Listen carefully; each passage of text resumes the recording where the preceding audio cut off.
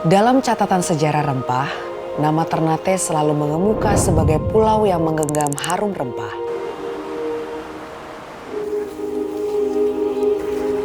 Kota yang pernah menjadi simpul utama perdagangan ini, bagaikan harta karun yang berhasil menarik dunia untuk datang dan singgah.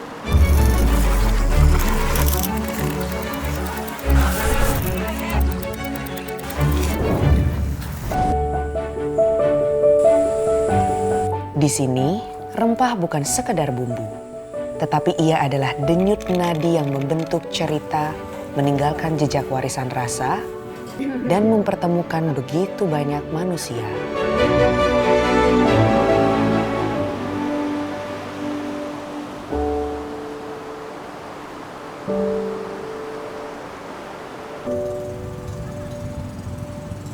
Dari tanah yang kaya, Ternate tumbuh, kekuatan rempah membentuk identitasnya.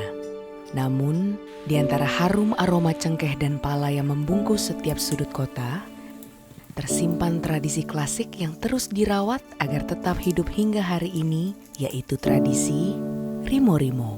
Halo Hai Mas. Sarah, selamat datang di Cengkeh Thank Alpo. you. Aku boleh naik ke atas? Ayo.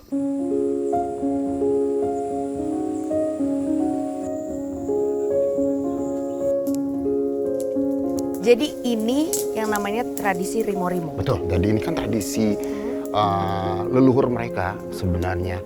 Mereka harus survive hidup di dalam hutan. Jadi makanan yang bisa dimasak tanpa menggunakan panci. Nah, jadilah tradisi Rimo-Rimo namanya. Halo Ibu. Halo. Lagi bikin apa ini? Bikin sayur lilin nih. Prosesinya itu namanya Rimo-Rimo. Iya. Apakah semua bahan makanan itu bisa jadi bahan Rimo-Rimo atau ini aja? Bisa daging, bisa ayam, bisa ikan, sayur lilin, atau umbi-umbian bisa.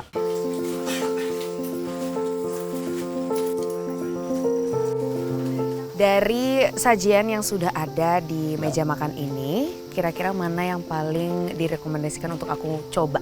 Semua makanan sini kan mengandung rempah. Dan di dalam bumbu Rimo-Rimo itu ada ikan, ada sayur lilin, ikan tuna, ada ayam. Kalau aku sih lebih merekomendasikan sayur lilin dan ikan tuna. Tapi kalau menurut aku, kamu harus coba semuanya.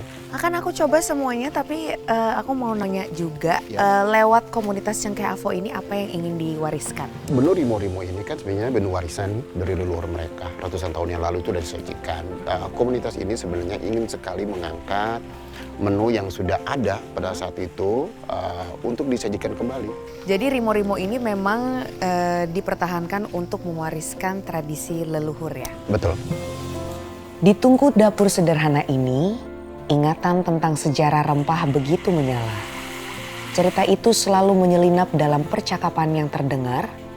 Terkadang, sejarah memang bukan hanya ada di buku, tapi juga ada di dapur.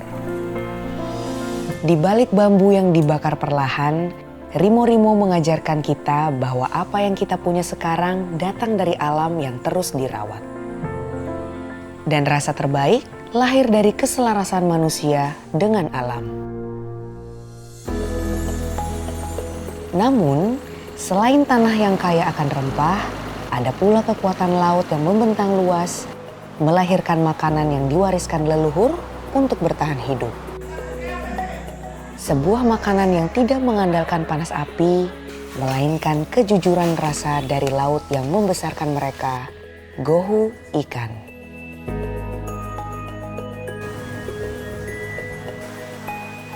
Ini gohu ikan. Gohu ikan. Gohu ikan itu apa? Gohu ikan itu dari ikan cekalang.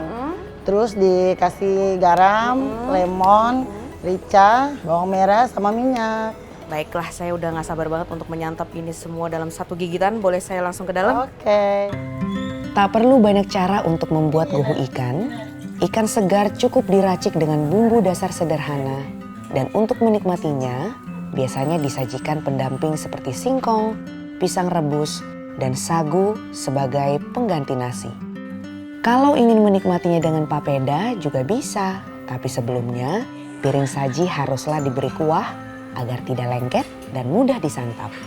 Ibu Bu Jumi boleh ceritain ke aku nggak sejarah gohu ikan ini seperti apa? Gohu ikan itu makanan untuk bertahan hidup para nelayan di laut. Hasil tangkapan ikannya itu dijadikan sebagai sumber makanan mereka sehari-hari di laut untuk bertahan hidup. Dan sampai sekarang ini gohu ikan itu dijadikan sebagai makanan khas Ternate.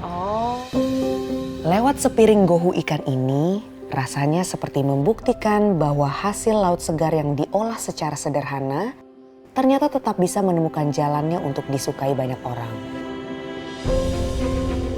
Cerita perjalanan ini membuatku sadar mungkin kini Ternate tak lagi menjadi jalur rempah dunia dan riuh perdagangan masa lalu telah menjadi bagian dari sejarahnya.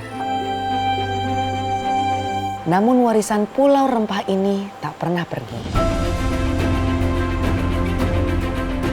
Ia tetap bertahan dan menjadi cerminan bagaimana alam dan manusia saling menuntun. Tanah yang setia memberi rempah, laut yang memberi kehidupan, rasanya lebih dari cukup sebagai sumber kebahagiaan yang tak lekang oleh zaman.